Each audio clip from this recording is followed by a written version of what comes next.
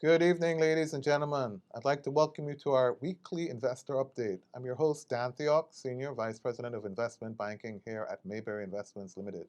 Joining me today is not one, but two of our very own investment advisors, Brandon Thomas Thank you, Dan. and Percival Braham. Thanks, guys, for joining me. Today, we'll be bringing you our market review of the first quarter of 2022.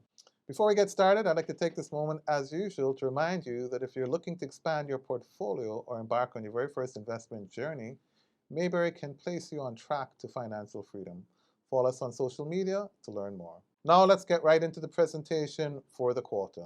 First slide shows us what's been happening with the two indexes, the main market and the junior market index. And what I want to highlight is the fact that the junior market index, which is on your screen in orange, we can see where that index has now surpassed the pre-pandemic levels. So we started off back in December 2019 at below 450,000, and we can see where that has surpassed that level. Whilst the main market index has not yet gotten back to pre-pandemic levels. And again, at the start of the chart, you can see where the graph was, took a huge dip around about March 2020, and how the market has been slightly recovering, but the recovery has not yet been as steep as the junior market. So for me, from an insight point of view, it tells us that there are going to be a lot of good opportunities in the main market stocks that we need to look out for. So that's the insight I take away from that, guys. On the next slide, we have our junior market top three by value and volume. Brandon, what are we seeing here? All right, Dan, so on this side, we're seeing the top three based on value and volume. And for value, we see where Spur Tree Spices Jamaica Limited has traded over $1 billion worth of shares within the last quarter. We see where Fesco has traded close to $1 billion, just above 900 million in value. And Eddie Focal, which of course, our baby, recently listed, traded about over 285 million in value. In terms of volumes, we see Spurtree again leading that segment with 317 million, over 317 million in volumes. We see where Fesco is over 166 in volumes, 166 million, as well as JFB Limited, a recent IPO, 101 million in terms of volumes. So we see where all of these were IPOs that were listed both in this last quarter as well as Fesco was last year. So these are all the recently listed IPOs. A lot of exciting companies with good outlooks. So, that speaks to why there was a lot of volumes and value traded over that period. Yeah, thanks for that. And it's pretty interesting to see Spurtree and Fesco trading close to $1 billion in value. And I know there are a lot of directed trades taking place there, but it still shows good confidence to see junior market listings trading with that substantial value. So good going. And I'm looking forward to at least 3-4 more IPOs in the coming quarters of this year. So stay tuned, folks. There's going to be a lot more IPOs, I suspect. Definitely. On the next slide, we're looking at the main market value and volume. PJ, over to you. Any insights here? All right. Thanks, Dan. So specifically, I'm looking at JMB Group. It's one of the stocks that has been undervalued for quite some time on the main market. However, we have been seeing some changes in the price upwards. We see where it closed above $50 yesterday, and we do anticipate that the stock price for JMB will continue to go up. The company announced earlier this year that they'll be doing a share buyback. We know that is currently underway, and that will also positively impact the value of the stock as it trades on the market. So JMB as well as Grace Kennedy, we know that they have seen massive growth, and they have also experienced large appreciation in their stock price. Last year they were in the $60 region. They are now trading above $100. So we do know that this is also a company that has moved upwards, and we do anticipate that with the acquisitions and mergers that they're undertaking, we will see further growth in the company. Also want to go back to JMB to indicate that even though it is a stock that is seen as an income stock, some people also see it as a growth stock. So if you're looking to add value to your portfolio, add a stock that you know will appreciate over the short to medium term, JMB is definitely one of those picks. I couldn't agree with you more. And coincidentally, JMB and GK are both top 10 picks by Mayberry from the beginning of the year, and we've seen good movement in JMB in the last 3 months, now crossing $50. And folks, I'm telling you, still has great legs. The PE on JMB is still under 8 times in a market where the average is about 14 times. I think we'll speak a little bit more about that. GK, any surprises for you, Brandon? Did you see this one top 3 traded stock? Well, GK, to be honest, no surprise here. GK is a fan favorite because of the value that can be unlocked by investing in GK. We see where, despite being a giant in the industry, they're acting very aggressively and going after acquisitions. Don Webby last year spoke in an article about a potential spin-off of the financial arm, which also could unlock a lot of value for them, with other acquisitions in that space, whether it be insurance, whether it be banking, or whatever other type of financial asset that they will be looking to. So we see where GK, they're beginning to earn pretty much more than what they're earning in the States than they do locally. And we want them to continue to expand, continue to branch out around the world. And they've also spoken to potential listing in overseas markets. So the future for GK and the outlook for GK definitely looks bright. And I'm looking forward, this year to see what they accomplish. Okay, thanks for that. Moving on to the next slide. I want to talk a bit about a few IPOs in the last quarter. Brandon, what do you think? Yeah, so this last quarter, we had 3 IPOs, but we're going to be focusing on 2. So with the Learn, which is Edifocal, and SpurTree. So with Edifocal, we see where the subscription price was $1 per share, and they were raising just over $129 million, right? That now has translated from $1 per share to now closing yesterday at $3.76, right? That, guys, is a 276% increase in share price. And if you would have invested, you would have experienced those level of gains.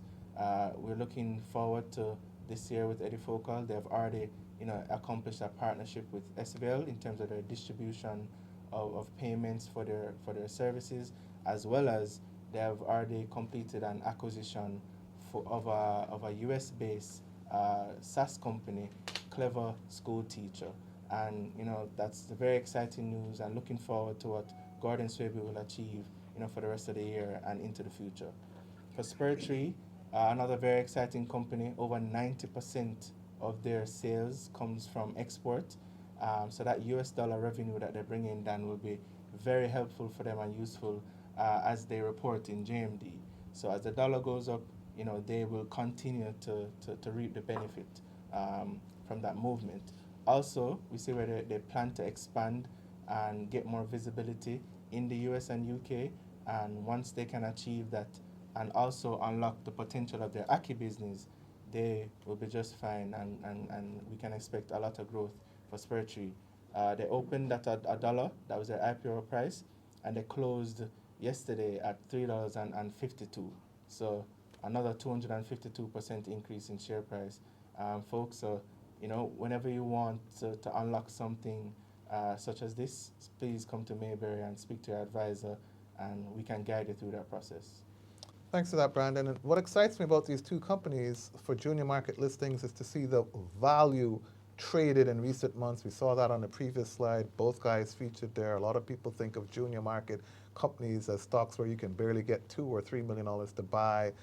And I want to make this point. When you don't get your allocation at the IPO itself, don't be afraid to buy it on the open market. Had you bought any of these 2 stocks at $2, you could have gotten good volume, Yes, and would still be up by 150%. The second comment I want to make is it's great to see that the stock market is alive and well and supporting value creation, wealth creation in Jamaica, but helping the economy. Look at the 2 sectors represented here. One is education, something we absolutely need to focus on, and the second is tied to agriculture. yes. So it's great. This is just really great for Jamaica. I'm really excited about it. And I think we're going to have at least 4 more, 5 more IPOs this year. Hopefully Mayberry will have at least 2 or 3. It's just a matter of timing. And what we want to do is continue growing the economy and making people wealthy at the same time. Sounds like a win-win to me, guys. Next slide. Hey, PJ, help me out on this one. Let's talk a little bit about NAV stocks in the market and what's going on. All right, so we're looking at four stocks and their net asset value. MJE, QWI, Investment, Select F, Select Finance, and Select MD. Now we're looking at the March 21st, 31st, 2021 compared to March 2022 figures. So if you look at MJE, the NAV was at $9.75 compared to March 22, which shows the NAV at $13.11. For QWI, it was at $1.21 in March 2021 compared to $1.43 for this year. Select F, 84 cents. It has gone down a few cents to 78 cents for March 2022. However, for Select MD, we have seen an increase from 99 cents to $1.12. Now, interestingly, all these stocks are trading 30 to 38% lower than where they should be. However, we do anticipate that even as we have seen the appreciation in the stock price, the market will correct itself and these stocks will actually move in the direction that they're supposed to go. MJE, compared to all the other stocks, has the largest net asset value with a total net asset value of $15 billion. Dan, you could speak to the other three and their overall net asset value. Yep, it's pretty notable. So we see more than a 30% growth in the net asset value of MJE, and it's the largest fund amongst them. So it's interesting. It's a $15 billion fund. They still managed to grow it by 30%. So hats off to Chairman Berry and Gary Parrott. Compared to the much smaller funds. And when I say much smaller, folks, no disrespect, we're just calling the numbers. So $15 billion fund in the form of MJE compared to the two Sagicor Select F funds are like $4 and $4.6 billion respectively. And QWI is up to about $2 billion. So the three other funds combined are maybe $10 billion. MJE alone is $15 billion. And they still managed to have the best growth experience over the last year. In the case of Sagicor Select F and M&D, we know they're sort of tied to the market. They're indices or they're indexed. And in the case of Select F, I think because of the heavy weighting of NCB in the portfolio, NCB must make up 28, 30% of the portfolio. NCB is definitely going through a difficult time, and that's going to weigh heavily on the Sagicor Select F results. But otherwise, guys, these are great NAV stocks to have in your portfolio. For those of you who are just getting going for the first time, you can buy a Select F to get a feel for the financial sector. It's a good stock to buy. You can buy Select M&D to get tied to the M&D sector. And you can buy MJ when you just want the best of the best. Yes. And the results speak for themselves. Over 30% growth in MJE. The results speak for themselves. Right, on the next slide, we want to talk about the top 3 lowest PE companies and see if we can get any insights from that. Hey, PJ, help me with that. All right, sure. So the 3 companies with the lowest PE ratios on the market are Stanley Motor at 4.82, First Rock Capital Holdings at 7.20, and Sterling Investments Limited at 7.67, all trading below the market PE. I look specifically at First Rock Capital Holdings because it's one of those companies that I realize doesn't really get as much attention or traction in the market, and the volumes traded are a little bit lower than what I think should be happening. So they listed during the pandemic. However, we have seen that since listing, the company has done a lot of acquisitions. They have recently announced the luxury villas that they are going to be building out in St. Thomas. And not just locally, overseas they have been doing a lot of acquisitions and buying commercial properties. So we do know over the medium to long term, this is definitely a stock that we will see moving upwards, not just in the value of the company, but also in the stock price. So, I mean, a bit of heads up, I think this is a stock you should be adding to your portfolio from now.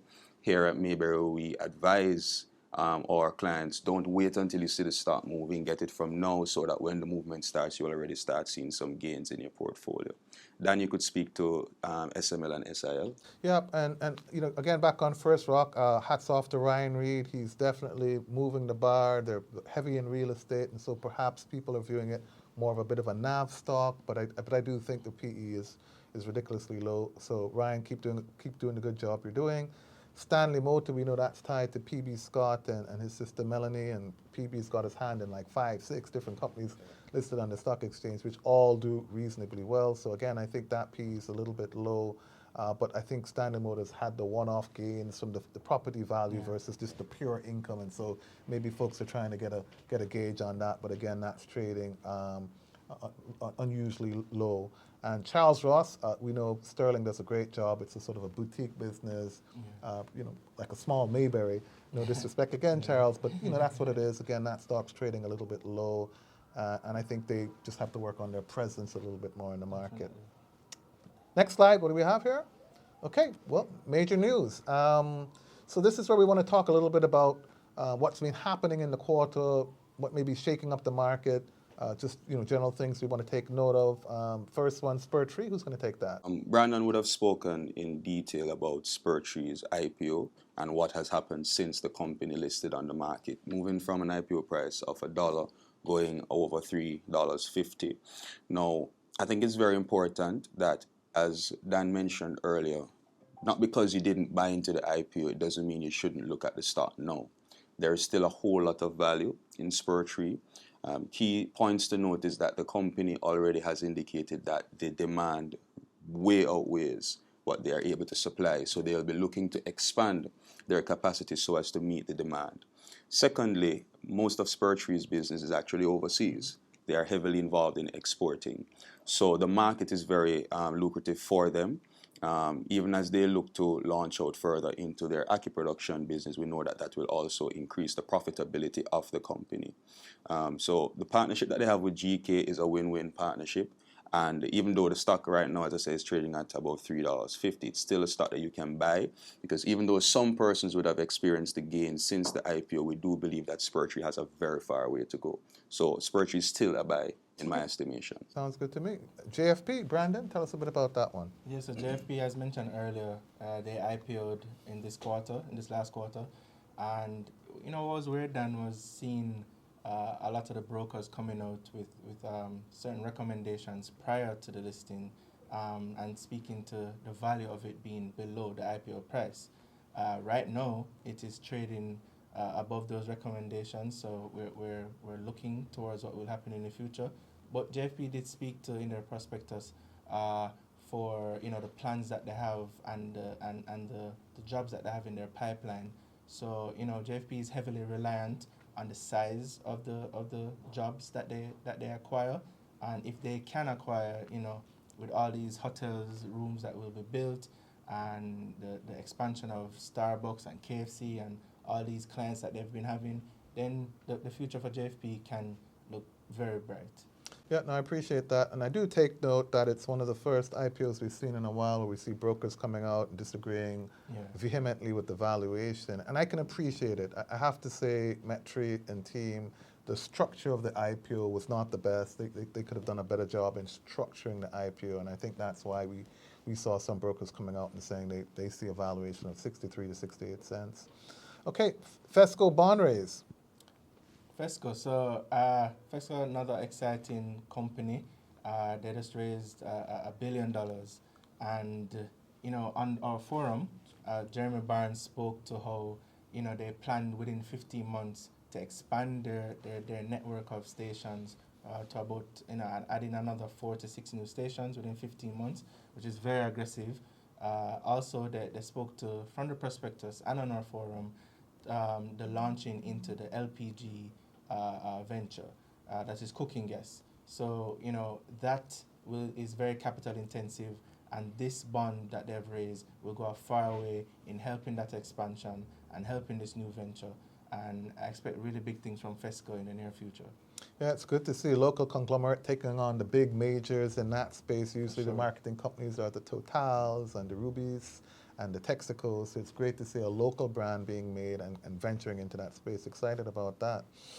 Wigton acquisition. Okay, so here now I have to declare my conflict. I'm a board director of Wigton, but I want to keep my analyst hat on. So what we heard of was the fact that Wigton is playing in the clean energy space and very focused on acquiring distributorship rights for an EV company throughout the Caribbean. And so they made a small investment in that space. I think it was a small investment, and we're in my board director hat, I can say that confidently.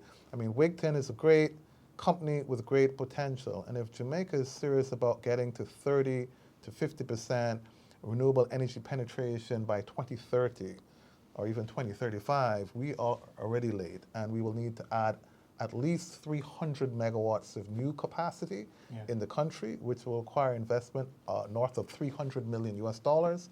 And we're late, guys. Government, we need to see that RFP coming out by year end. We need to see us being more serious about promoting renewable energy in Jamaica. We see where oil prices are going through the roof. Government's now having to subsidize energy costs for JPS customers 200 kilowatts and lower. And meantime, we have not had a single new renewable energy bid in the last 5 years. So little slap on the wrist to the GOJ for that. I think you guys need to do a better job. But Wigton and anybody that's in that space has huge potential to double or treble their capacity over the next 5 to 8 years as the government tries to get back on track with its 2030 objective of getting to at least 30% renewable energy penetration. We only have 14, 15% today with the existing 250 megawatts of renewable assets in the country. So again, you can appreciate why we need at least another 250 to 300 megawatts to get to 30%, and a far substantial number if we're to get to 50%. Quite frankly, we will not get to 50% in the next decade, but I do wish us best efforts in at least getting to 30%. Next major thing we have here is the BOJ policy rate increase.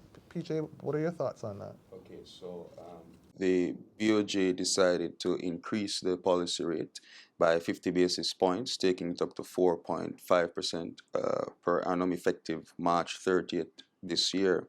Decision was pretty much taken to cushion the second round effects of the global increase that we're seeing in commodity prices and the shock that we anticipate to come from that. The decision was also taken to help to mitigate what is happening with the inflation rate. It's climbing ridiculously high. At February the 22nd, it was at 10.7%, which is way above the target of between 4 to 6%. The forecast is that there will still be a breach of the intended 4 to 6%, as they indicated that it may finish somewhere in the region of 9 to 10% for the year. The increase in the policy rate will also help to cushion the effects that increased prices may have on consumers, and even with the banking institutions to limit the effect that the banks can pass on the burden of these increased rates onto the consumers. So all in all, BOJ is doing what is best to mitigate against what is happening in the market, not just locally but internationally, and the overall effects that will reach the consumers. They want to ensure that it is not too far-fetched. I appreciate that.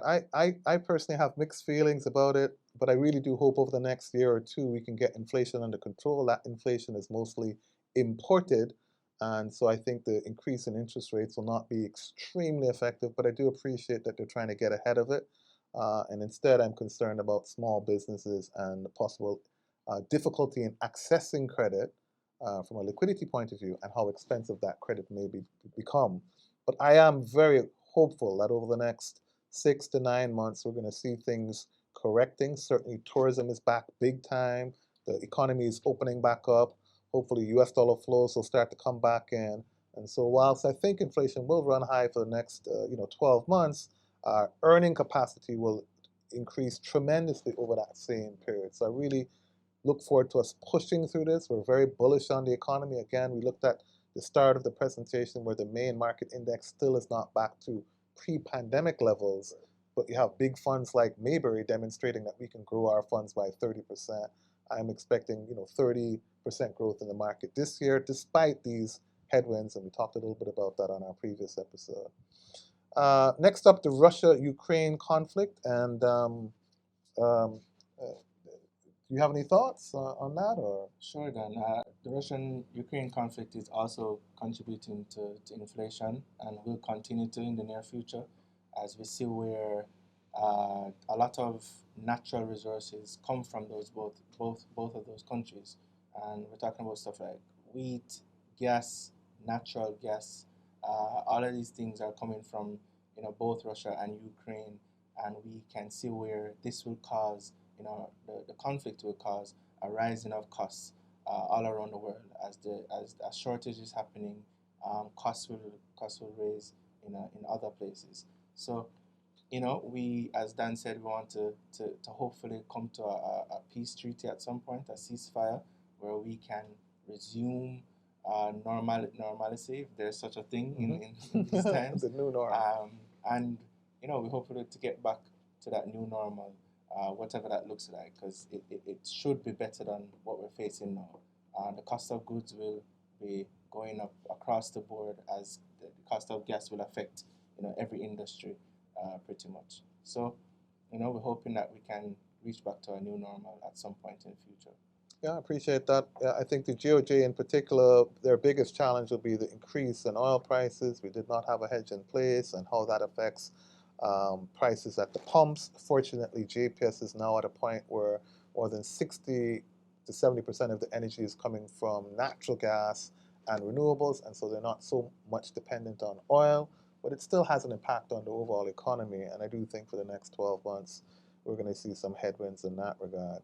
Despite that, we can see where Fitch has affirmed Jamaica's credit rating, and that's a good thing. So again, I think despite the headwinds of high interest rate, high oil prices, and unfortunately the continued depreciation of the dollar, what we have is the economy opening back up. Tourism is going to really blow up, and we're expecting a great summer period. I think in general, remittances have done a great job for the country, and hopefully those will also hold up. Number two earner of foreign exchange, generally speaking, for Jamaica, right behind tourism. We see some challenges in the bauxite sector. To some extent, that may also be slightly impacted by the Russia conflict and any of the sanctions. But in general, I think the Jamaica economy is poised for growth.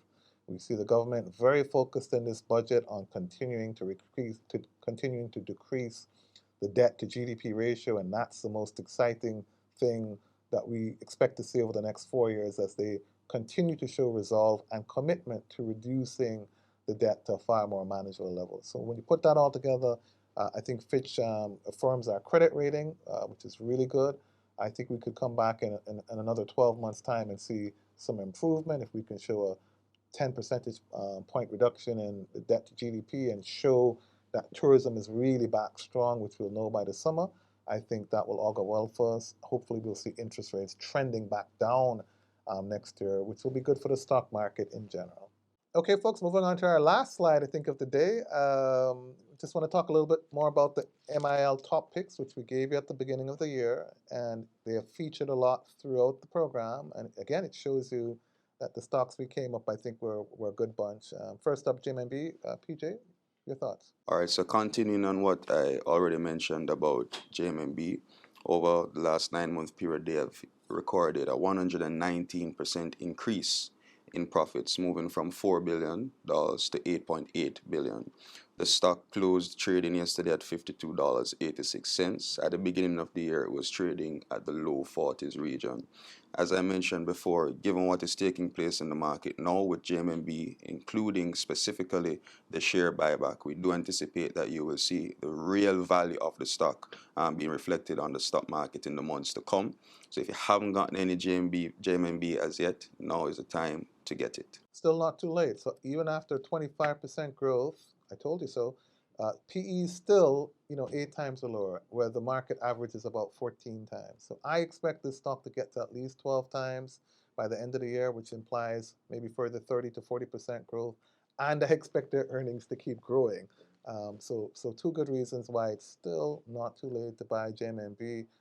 This stock is going to be at $60 within the next 6 months, in my view. I think it's a great stock. It's my number one pick, and that's why it was in our original top 10 pick. Next up, Carreras. Again, PJ? All right. So Carrera started the year trading at a low $8 region. It closed trading yesterday at $9.18. All right. Significant growth thus far over 3 months.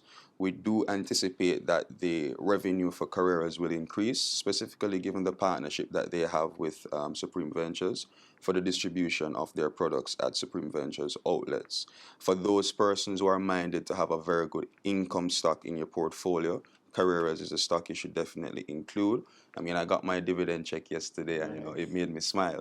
So you don't have to be old to be sitting down and waiting to be getting dividends as income. You can start now, and Carreras is definitely one of those stocks that can give you that value where dividends is concerned. Number one dividend paying stock by far, guys. This stock will give you 9 to 10% dividend yield and still has the potential to grow in terms of capital gains going forward. So That's why that's the second one on our list. Third one, Supreme Ventures Limited. Brandon, what your thoughts? Supreme Ventures Limited, another giant similar to GK, who's acting like a startup.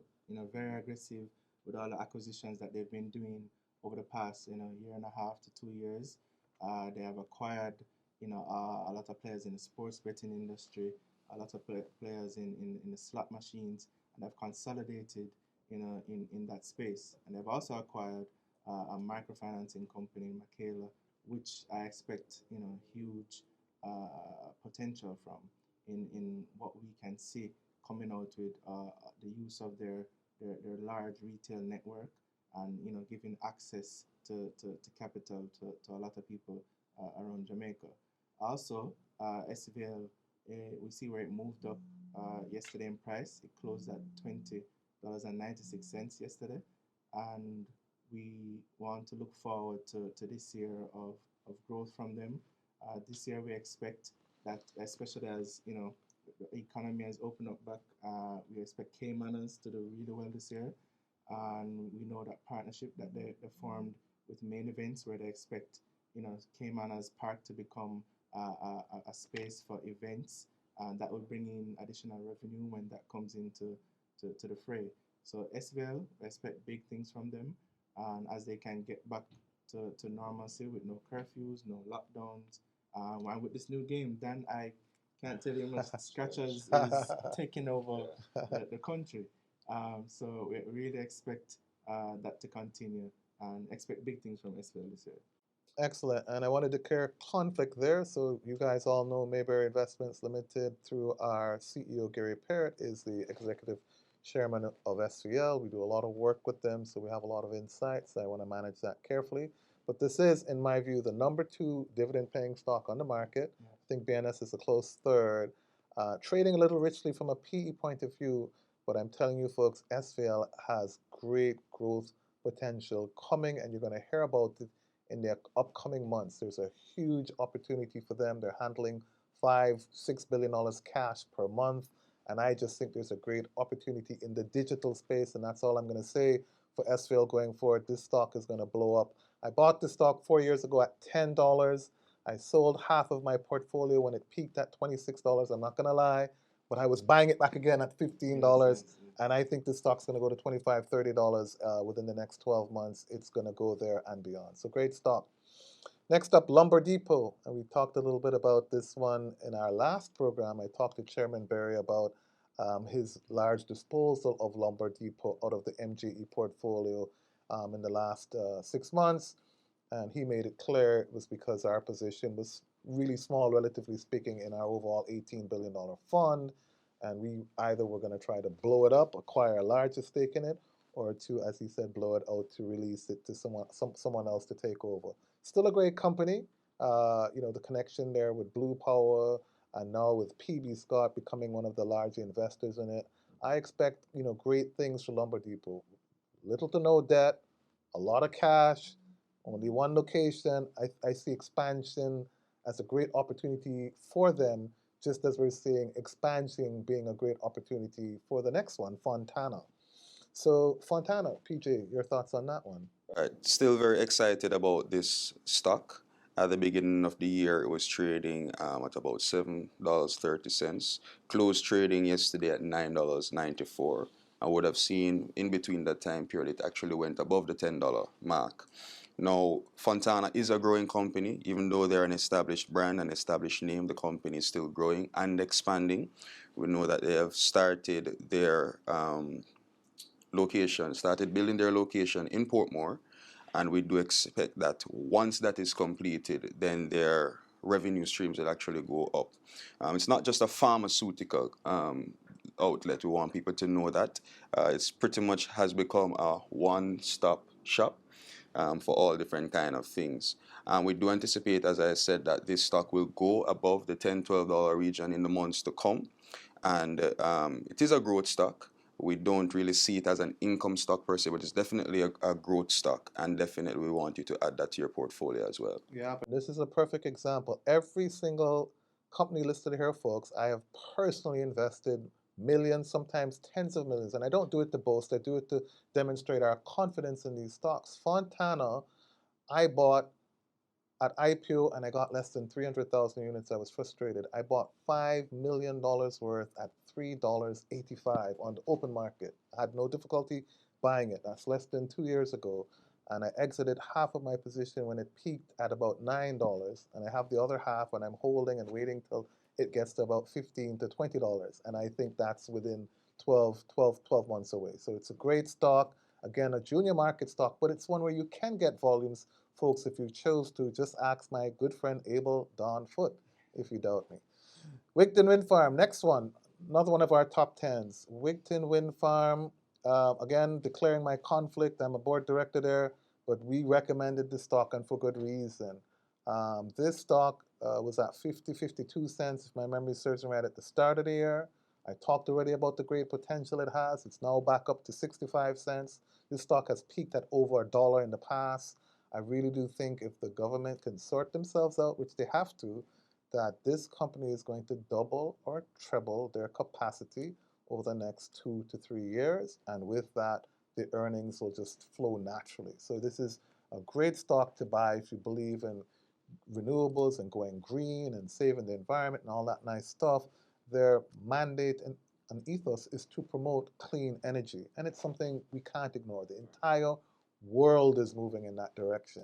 And so the war with Russia, the Ukraine, just reminds us of why we need to get away from oil as best we can. And in the energy sector, this is definitely something we're going to achieve over the next 7 to 20 years. I think it's a long path, but I look forward to the day when 50% of our energy is delivered through renewables, and Wigton Wind Farm happens to be the largest independent power producer in the space, not in Jamaica, in the Caribbean. So I have no doubt sitting down on $4 billion of cash waiting for the next big project that Wigton will be successful in upcoming tenders. And this is why I believe in this stock so much. Check the top 50, you'll see my name there. Once again, it's a stock we're recommending and we've bought because we really believe in it. So talk is cheap, but we're serious here at Mayberry. And I'm certainly serious as not just an analyst, but as an investor. JP, who's going to help me with JP?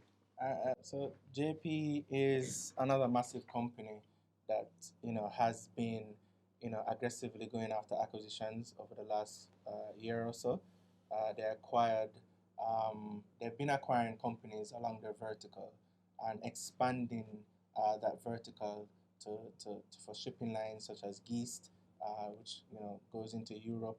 We see where they recently did an acquisition in Miami, where that shipping company is a freight forwarder to Jamaica and the rest of the Caribbean. And we expect that full vertical to really unlock a lot of value moving forward for JP.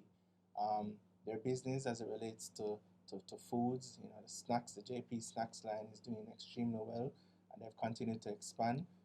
Tortuga, we see where recently they just got a new booth in at the Sangsas International Airport, and they've also expanded their product lines to include other type of alcoholic beverages within those lovely treats, Tortuga. So we expect really big things for JP, and I expect them to continue to grow. The stock price closed at $23.01 yesterday. It has been pretty much stagnant. They're trading at just over 13 times in terms of their PE, and we expect them to continue to grow. And as Kingston Wharves, should be doing much better this year because of the opening up of the economy. We expect that to reflect, on JP's bottom line as well. So JP is one of our top picks for a reason. We expect big things from them moving forward. Yep, absolutely. As we expect Jamaica to continue developing and expanding and improving on its infrastructure, those items have to be imported.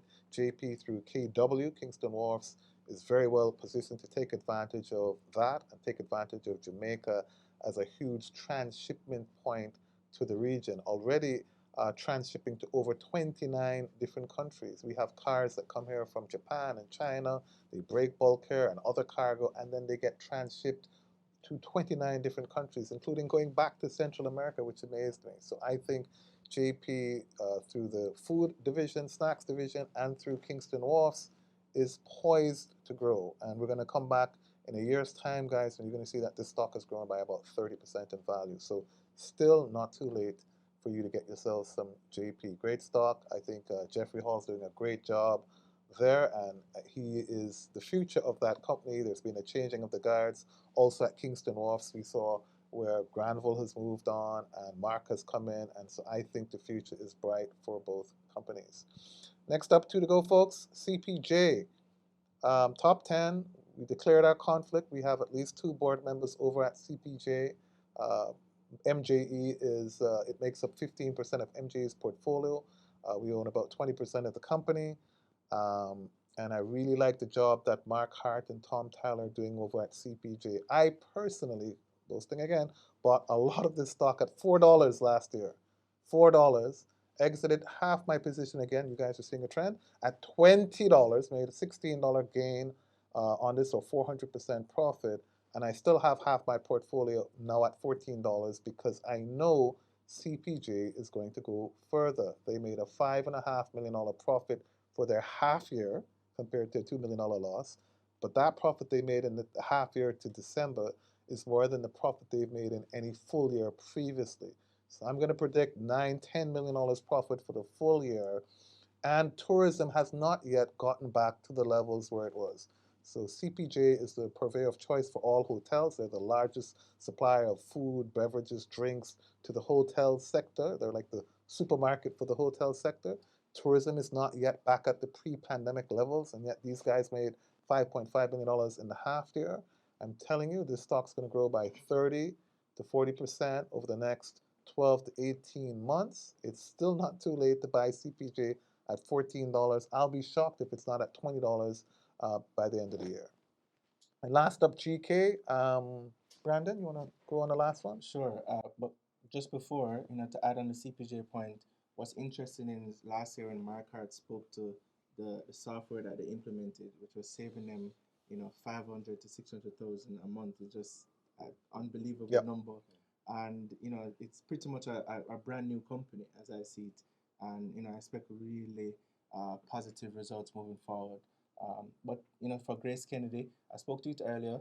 GK, a giant, acting like a startup, aggressively going after acquisitions. We saw where they did two last year of Scotia Insurance in the Eastern Caribbean, as well as the 876 water brand. And last year, they were projecting that they would have about 7 to 8 acquisitions to complete, and they've only done two so far. So we expect the acquisitions to continue.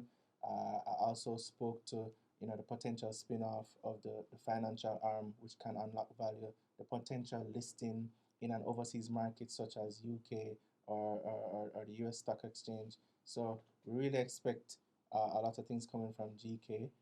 Traded closed at 104 and 54 cents yesterday. So there's still a lot of value there, trading at just above 12 times, undervalued in my opinion. And there's so much growth to be had from GK. Their profit increased year over year 30%, and that's no easy feat for such a large company. And we expect that to continue in both the near and the long term future.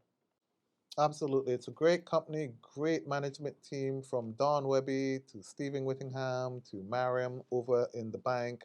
This company is a great company now, making 50% of their profits overseas, well positioned in the remittance business. I expect bigger and better things for GK. They've been around for 100 years, not by accident. They're going to be around for the next 100 years. So, these are our top 10 picks from the beginning of the year. There's not a single stock on this list 90 days into the year that I feel any different about. I think it's a good choice.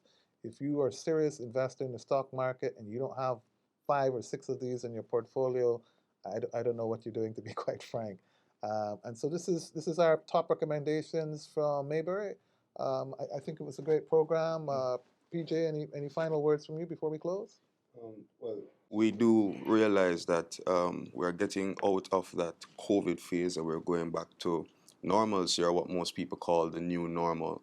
As Dan would have alluded to earlier in the program, we recognize that the junior market has been performing much better than the main market thus far. However, as things go back to normal, we do anticipate that the market will correct itself. So companies that would have been struggling during COVID, we do anticipate that they'll pick up at the slack. Big companies like Panjam, we do anticipate that we'll start seeing them going back in the right direction. This is a company that was trading above $100 pre-COVID. Since COVID has been lingering in the $60 region, that will be corrected.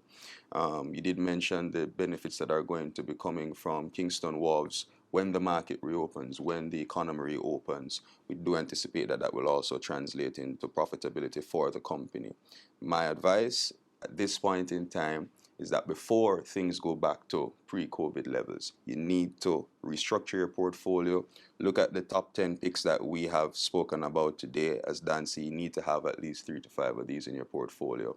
It is a market and a time in which you can use investments and investing to take your life in a positive direction.